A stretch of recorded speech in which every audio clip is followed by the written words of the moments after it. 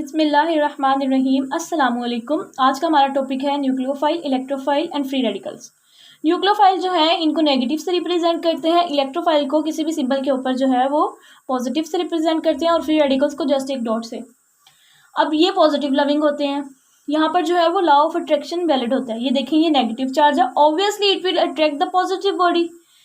अब ये electrophile positive charge है, obviously it will attract a negative body. Free radicals होते हैं just these are deficient bodies. Deficient of what? Deficient of electrons, यानी कि इनके पास एक इलेक्ट्रॉन की कमी होती है। अब नेक्स्ट पॉइंट ऑफ डिफरेंस ये है कि ये लिविस बेस है। लिविस बेस क्या होते हैं? लिविस बेस जो होते हैं ये डोनेटर ऑफ इलेक्ट्रॉन्स होते हैं, यानी कि ये इलेक्ट्रॉन्स को डोनेट करते हैं। लिविस एसिड्स क्या होते हैं? लिविस एसिड्स जो होते हैं वो एक्सेप्टर होते हैं इलेक्ट्रॉन्स के। अब देखिए इनके ऊपर पॉजिटिव साइन है, obviously it will accept pair of electron. अब ये शॉर्ट टेम्पर्ड बनते हैं सनलाइट की मौजूदगी में, यानी कि सूरज की मौजूदगी के अंदर ये सिर्फ थोड़ी देर के लिए इनका जो है वो सर्वाइवल टाइम होता है। नेक्स्ट पॉइंट ऑफ डिफरेंस ये है कि ये फुली और पार्शली जो है वो नेगेटिव चार्ज बॉडीज होती हैं। ये फुली और पार्शली, यानी कि एक मॉलिक्यूल के अंदर जो है उसके अंदर भी जो है वो न्यूक्लियोफाइल एग्जिस्ट कर रहे होते हैं। यानी कि एक पूरा मॉलिक्यूल है, जब हम उसको आयंस की फॉर्म में, पोलैरिटी की फॉर्म में शो करेंगे तो पार्शियल बॉडीज भी हैं, उसका न्यूक्लियोफाइल कहा जाएगा। लेकिन जो है वो इधर पॉजिटिव चार्ज होंगे और फ्री रेडिकल के अंदर कोई चार्ज नहीं होता। These are neutral bodies.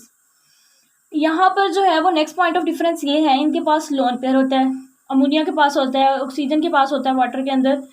और ये लोन पेयर क्या होता है?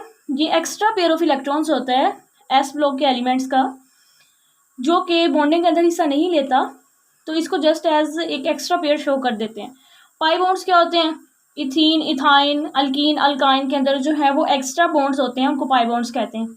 अब इलेक्ट्रोफाइल क्या होते हैं? ये इलेक्ट्रो पेयर जो है वो डेफिशिएंट होते हैं, और ये इलेक्ट्रॉन डेफिशिएंट है, पेयर का कोई सीन नहीं है यहाँ पर। पेयर का सीन सिर्फ और सिर्फ जो है वो इलेक्ट्रोफाइल के अंदर है।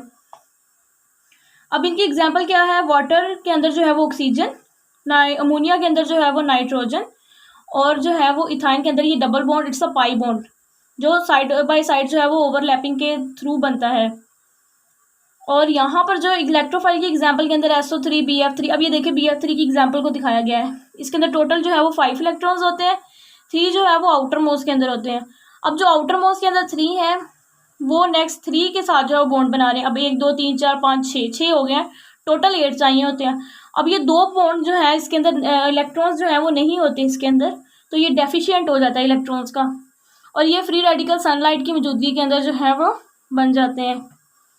अब यहाँ पर हेटेरोलिटिक फ्यूजन होती है, जिसकी वजह से जो है वो पॉजिटिव और नेगेटिव आयंस बनते हैं पोलैरिटी की वजह से।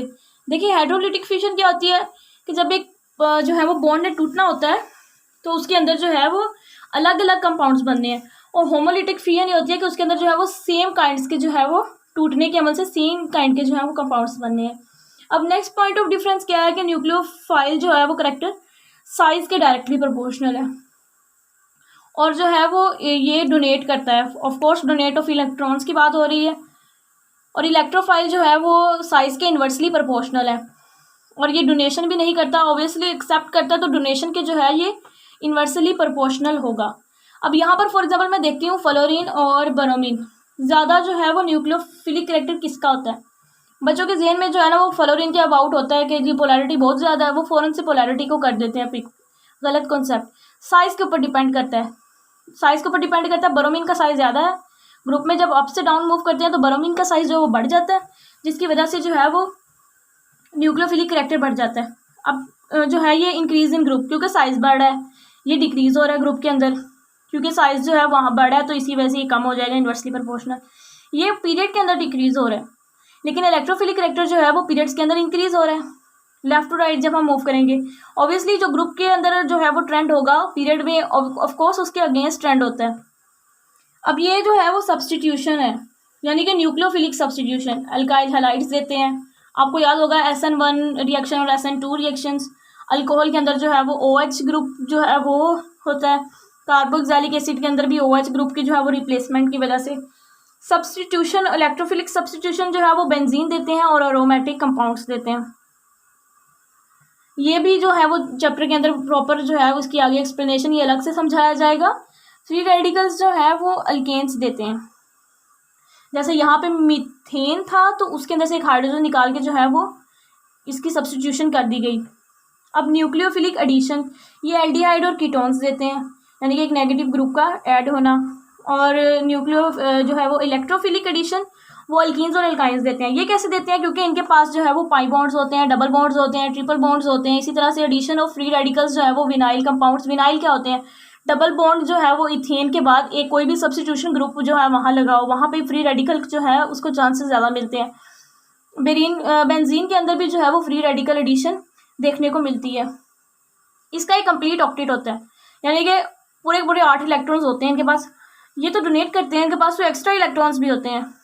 अब इनके पास जो है वो इलेक्ट्रोफाइल के पास इनकम्प्लीट इनका ऑक्टेट होता है, 6 इलेक्ट्रॉन्स होते हैं इनके पास, टोटल 8 चाहिए होते हैं। यहाँ पे भी इनकम्प्लीट ऑक्टेट है, 7 इलेक्ट्रॉन्स हैं, ये आप देख सकते हैं क्लियरली नीचे दिखाया गया। उसके बाद ये हाइब्रिडाइजेशन की तरफ चलते हैं, तो ये sp3 हाइब्रिडाइजेशन है, देखिए ये टेट्राहेड्रल बन रहा है पूरा, और यहाँ पर जो है वो sp2 हाइब्रिडाइजेशन है, यहाँ पर पॉजिटिव है। अब ये ट्राइगोनल प्लेनर बन रहा है, लेकिन यहाँ पर भी जो है वो sp3 हाइब्रिडाइजेशन है, सिर्फ एक इलेक्ट्रॉन का नहीं है, शॉर्ट टेम्पर्ड है, तो ऑब्वियसली ये भी जो है टेट्राहेड्रल ज्योमेट्री जो है वो शो करेगा। स्टेबिलिटी का ऑर्डर क्या है? इसकी स्टेबिलिटी ये है कि ये जो है वो प्राइमरी के अंदर ज़्यादा स्टेबल होता है। अब प्राइमरी बेसिकली होते क्या है? प्राइमरी ये होते हैं कि जो एक कार्बन ये है, जो न्यूक्लियोफिलिक कार्बन है, वो नेक्स्ट एक कार्बन से अटैच हो डायरेक्टली। अब ये देखें, यहाँ कार्बन ऊपर जितने मर्जी कार्बन लगाते जाए तो वो डायरेक्टली सिर्फ एक से ही अटैच है, तो हम उसको प्राइमरी कहेंगे। यहाँ पे कोई भी H ग्रुप हो सकते हैं, वो जो है ज़्यादा स्टेबल होगा। देखें जब जैसे जैसे जो है वो CH3 यानी कि सेकेंडरी जो है ये 2 कार्बन के साथ अटैच होता है। जैसे जैसे हम जो है वो मिथाइल ग्रुप यहाँ बढ़ाते जा रहे हैं, तो वो स्टेबिलिटी जो है वो डिक्रीज हो रही है। क्यों डिक्रीज हो रही है? क्योंकि मिथाइल ग्रुप जो होते हैं वो ऑलरेडी डोनेटिंग होते हैं, इनके पास तो एक्स्ट्रा इलेक्ट्रॉन्स भी हैं, तो ये डोनेटिंग जो है वो आकर जो है वो उसके जो है स्टेबिलिटी को इफेक्ट करता है और स्टेबिलिटी को जो है वो गिरा देता है।